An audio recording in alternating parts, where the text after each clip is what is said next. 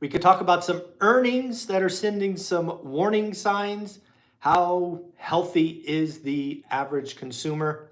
What is going on with the top 20%? I think we have some signs specifically from Lululemon, and they are frankly not good.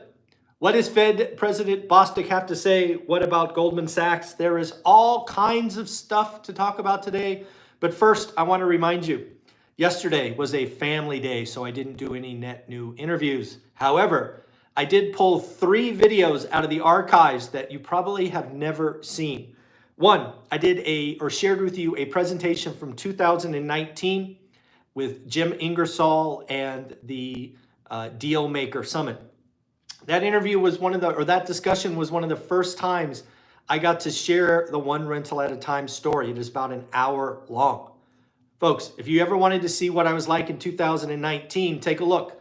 I want to know, is the story different? Has anything changed in 5 years, except I'm a lot older and not in very good shape? But that be said, also gave you a 30-minute masterclass on getting wealthy. And finally, I gave you the 10 uncomfortable truths. So hopefully you appreciated some of those older videos. Many of them were done 3, 4, 5 years ago, but I hope you enjoy them. So let's talk about the housing market. Just this morning, we got new home sales. New home sales came in at 662,000.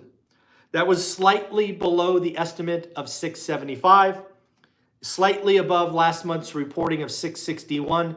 That 661 has been revised to 664. So on paper, new home sales for February were down about 0.3%. What happened? Well, folks, rates went up. Rates went up. Again, 660,000 is a nice clip. We do have some seasonality there. It will be very interesting to see what happens in March, because now we have rates below 7%. Yes, folks, I am hopefully made it clear. I am nervous. Rates below 7%. If we stay here too long, we're going to find out. Does active inventory fall? Thus far, we've had 5 weeks of active inventory growing. To me, that is a good thing. That is a sign that the housing market is slowly healing itself. If we go below 6, I now believe we are below 6.9. Will the marginal demand come flying off the shelf, absorb those listings, and then we go back to multiple offers and stupid behavior? To be clear, I am not talking my book. I hate it when people say that. It is great for me if rates go lower and we have buyers come in and bid up houses. I own a lot of that stuff. I don't want it to happen. I don't know what people don't get. I can't believe the hate that I get sometimes about why do you want rates in 7? You're selfish, blah, blah, blah. I'm not selfish. I want what's right for the housing market, not for me. Shoot, drop rates to 5%, see what happens. Some folks don't understand, and it's sad. It's sad. Let's talk about existing home sales. It did come out last week, but we never talked about it. Existing home sales had a run rate of 4.38. We did share that last week, up 9%. But there's numbers behind the numbers. That we did not get to go into because it was reported Thursday, and we don't record Friday and Saturday. So again, what happened? Month on month was up 9.5%. Down, we did not report this last week, down 3.3% year on year. Inventory is up 5.9%. Folks, that is a good thing. We are moving in the right direction. It is up 10.3% year on year. Again, that is a good thing. All of these things lead to a better and more healthy housing market. Prices up 5.7%. Again, you and I know all the crash bros talking about 5 and 10% drops this year. When are they going to give up? When are they just going to change the story? I do not know. But it is a sad state of affairs that those folks that are preaching doom and fear still have a following. How can you be wrong for 5 years and have a monster following? I know. Tell people what they want to hear. Don't focus on being right or accurate. Just feed the clowns what they want, and there you go. Folks, At the end of the day, I'm talking about a boring housing market, flat for the next several years. What I'm asking you to do is simply do the work. I am not telling you to buy. In fact, almost weekly, I get a note from someone that says, Michael, I've been waiting for a couple of years. I watched the Crash Bros. They got me. Should I buy now? My answer is always the same. If you are asking a guy on the internet if you're ready to buy, you're not ready to buy. My answer will not change. Do the work, do the work. If you don't know how to do the work, now I can help you. Spent a lot of time creating this course, this community, and the private Facebook group to help you, to get you around people that are doing this. The thing about One Rental at a Time that I am most proud of is we have people all along the investor scale, from folks just starting to folks that have a couple to folks that have a few, and some folks have a lot. They're all there to help. The private Facebook group, the community that you see on the daily financial news in the comments that take the time to watch this live with me each day is amazing. You want to be in this community if you believe in doing the work. I can't tell you to buy. I won't tell you to buy.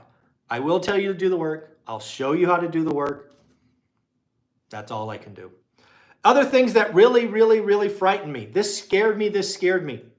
First-time buyers for the month of February, 26%. 26. Now, most of you do not know what that means and why I am so afraid. Last month, in the last several months, we were turning about 28%. Again, on the scale of things, you may not realize what that means. The long run historical average is 40%. 40. So we are running at about 30% below historical average. And frankly, going the wrong way. How can that be? Interest rate lock in. We have folks that are going to be or are accidental landlords. They were given a gift, a financial asset that will likely never be repeated. They're going to stay put. They're going to turn it into a rental. Folks, the active inventory, as we reported earlier, up 5.9%, up 10.3% year on year. It's not entry-level housing. It's luxury. It just is. Not enough people are talking about the bifurcated housing market, but if you're on this channel, you know that that is true. What else is going on? We got Fannie Mae. Fannie Mae dropping a bomb over the week or weekend, I guess. At least that's when I read it. Fannie Mae says, and I hope this is true. I hope this is true. Mortgage rates will stay above 6% until the end of 2025. Folks, that's what we need. We need this. We need this, and we need time. We need years, not weeks, not months, not quarters. We need years to fix the housing market. Fed Bostic, probably one of the more hawkish Fed members, came out and said, I've changed my mind on rate cuts. All right, what do you mean? Well, last time I thought we needed 2 rate cuts in 2024. He now believes we need 1. We need 1. Don't forget the dot plot also had 2 members, so clearly not Bostic, that wanted 0 rate cuts. And we had 1 Fed president standing out on a ledge all by themselves saying no rate cuts in 24 and no rate cuts in 25. Interesting stuff. I don't know if you've seen this, but California is struggling. California is in a lot of pain. What do I mean? Not only do they have a huge tax issue, meaning they have a huge deficit, thank you, Mr. King Newsom, but now California has the honor of having the highest unemployment rate in the nation. Folks, the unemployment rate for the nation might be 3.9%, but in California, it is 5.3%. About 50% higher in the state of California. My question to you, is California leading because, hey, it's tech-oriented? Maybe. Is California arguably one of the largest, or not arguably, is one of the largest economies standalone a sign of the times? Is California going into a recession first? Is the nation coming behind it? I don't know. We will see. On the unemployment front, a lot of people have asked, Michael, when do you think the Fed cuts? So again, a lot of you are asking what month, June or July? My answer today is July. But that's frankly the wrong question. I think the better question is what causes the Fed to cut? My belief is the Fed cuts, X black swan. Let's take that off the table. The Fed cuts if national unemployment rate goes above 4.2. Above 4.2. So we would need to see a print of 4.3, 4.4, 4.5, something like that. Remember last month we jumped from 3.7 to 3.9. So we could be a couple of months away, or that unemployment rate of 3.9 could go back to 3.8 or something. We have seen that over the years. So the answer to the question is when. I'm guessing July, but why? Something north of 4.2 monthly unemployment rate. That is what I'm thinking. Goldman Sachs chief economist Goldman Sachs says, we are years away from the pain of a recession. Now remember, folks, I have the classic definition of a recession versus depression. A depression is when you get laid off. A recession is when your neighbor gets laid off. So some of you folks have already had that happen or know people.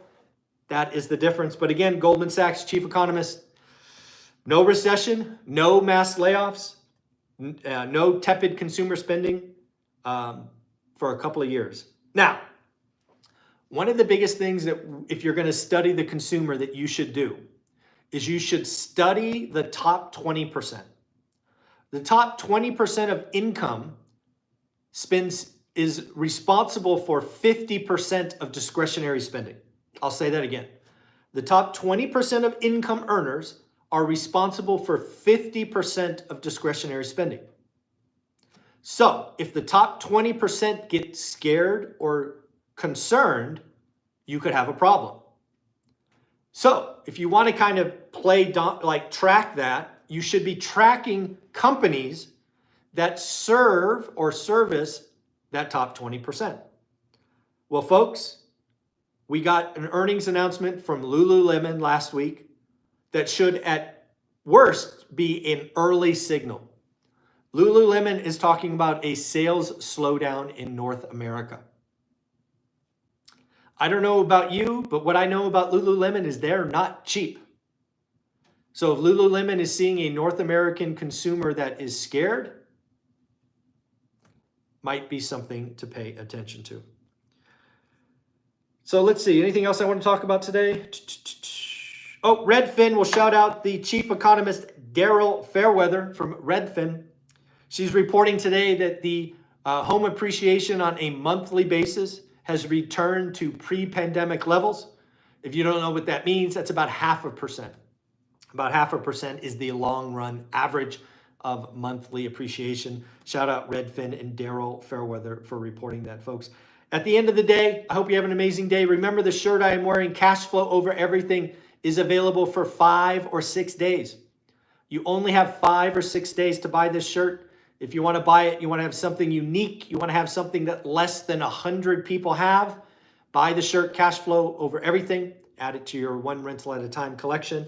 Again, you can find 3 great videos that came from the archives yesterday, 10 uncomfortable truths, a 30-minute masterclass on getting wealthy, and perhaps something I will even rewatch, my presentation from Dealmaker Live 2019 with the great Jim Ingersoll out in Virginia. Again, my first opportunity to share the One Rental at a Time story. If you watch that video, let me know, has anything changed in my story? I certainly hope not. My story is my story. But hey, it has been 5 years. Let me go back and watch it and see if anything's changed. Like, subscribe, comment, become part of the community. Thank you, 107 of you, for watching this live with me. I will say that we only have 12 thumbs up. That's a pretty bad ratio. Now 13. Thank you, thank you, thank you. Take care. Later.